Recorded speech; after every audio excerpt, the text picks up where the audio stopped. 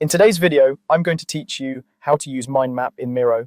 By the end, you'll be able to build a clear, visually organized mind map that helps you brainstorm, plan, or study more effectively.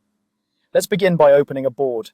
If you're starting from your dashboard, you can create a new board for a fresh workspace, or open an existing one if you're adding a mind map to a project you're already working on.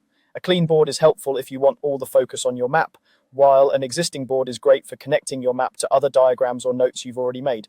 Next, select a mind map. You can do this in two ways. First, click Templates, then use the search bar to type mind map and pick a template that fits your style. Templates are useful because they give you a head start with structure and layout. Alternatively, if you prefer to build as you go, click the mind map icon in the left toolbar to drop a new mind map onto your board. This gives you a simple central node you can grow from scratch. Now add your central idea, click the central node and type your main topic. Keep this short and clear. Think of it as your headline. If you're mapping a project, use the project name. If you're studying, use the core concept. A concise central idea makes every branch easier to organize. Time to add branches. Click the central node and choose Add Child Node to create your first set of branches. These represent your key categories or themes. Continue adding sub-branches for details under each category.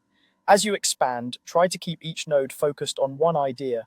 You can drag nodes to reposition them so your map stays readable and balanced as it grows. To make your map even more useful, customize your nodes.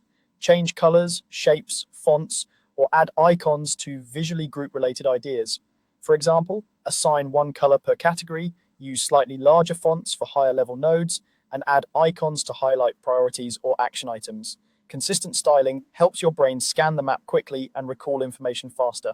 Finally, collaborate. Miro is built for teamwork, so once your structure is in place, share the board with teammates so they can add branches, refine ideas, or leave comments. You can agree on a color key or naming convention to keep things tidy, and use comments to discuss changes without cluttering the map itself. That's it. Your mind map is ready to grow with your ideas. Keep it simple, update it as your thinking evolves, and use visuals to make complex information easy to navigate.